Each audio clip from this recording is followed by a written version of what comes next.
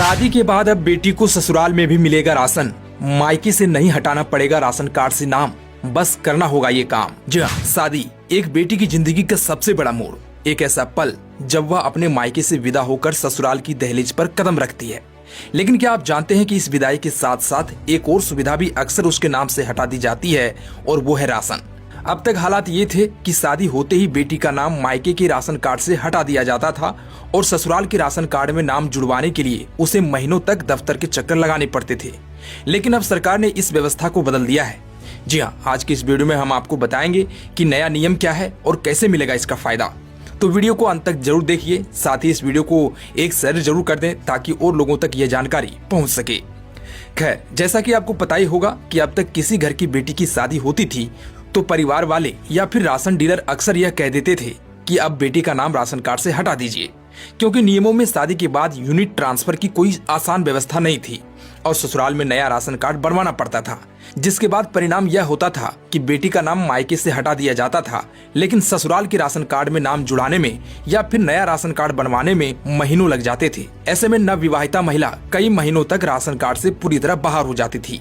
लेकिन अब इन तमाम समस्याओं को देखते हुए सरकार ने खाद्य सुरक्षा अधिनियम 2013 के तहत एक बड़ा और अहम फैसला लिया है। जी हाँ, अब शादी के बाद बेटी का नाम राशन कार्ड से हटाने की जरूरत नहीं पड़ेगी। उसकी यूनिट सीधे मायके के राशन कार्ड से ससुराल के राशन कार्ड में हस्तांतरित कर दी जाएगी और यह प्रक्रिया ऑनलाइन और ऑफलाइन दोनों तरीके से पूरी की जा सकेगी। और यह बदलाव लाखों परिवार के लिए एक बड़ी राहत लेकर आया है। खाद्य आपूर्ति अधिकारी के अनुसार अब तक ऐसा कोई स्पष्ट नियम नहीं था जिसके कारण बेटी का नाम मायके के राशन कार्ड से हटा दिया जाता था और फिर ससुराल में नाम जोड़ने के लिए पूरी प्रक्रिया दोबारा करनी पड़ती थी। लेकिन अब शासन ने इस समस्याओं को प्राथमिकता के आधार पर लिया है। अब विभागीय वेबसाइट में एक नया विकल्प दिया गया है, विवाहिता यूनिट ट्रांसफर। इस विकल्प के जरिए बेटी नहीं बल्कि सीधे ससुराल के राशन कार्ड में ट्रांसफर हो जाएगी, यानी बीच में राशन बंद नहीं होगा। अब समझते हैं पूरी ऑनलाइन प्रक्रिया। तो इसके लिए आपको विभागीय वेबसाइट पर जाना होगा। यहाँ पर यूनिट ट्रांसफर का विकल्प चुनना होगा। बेटी की शादी से जुड़े विवरण भरने होंगे, मायके और ससुराल के राशन कार्ड का विवरण देना होगा, जरूरी दस्तावेज अपलोड करने होंगे। आवेदन सबमिट करते ही प्रक्रिया शुरू हो जाएगी।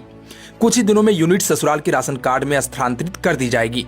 जो लोग ऑनलाइन आवेदन नहीं कर सकते उनके लिए ऑफलाइन सुविधा भी दी गई है, विवाहिता बेटी की यूनिट ट्रांसफर के लिए। दरअसल जिला खाद्य आपूर्ति कार्यालय में और तहसीलों में आवेदन पत्र जमा किया जा सकता है। यह आवेदन सरल होगा, दस्तावेज सीमित होंगे और प्रक्रिया पहले से कहीं तेज होगी। इस व्यवस्था का लाभ मिलेगा जिनकी शादी के बाद राशन कार्ड से नाम हटने की समस्या आती थी।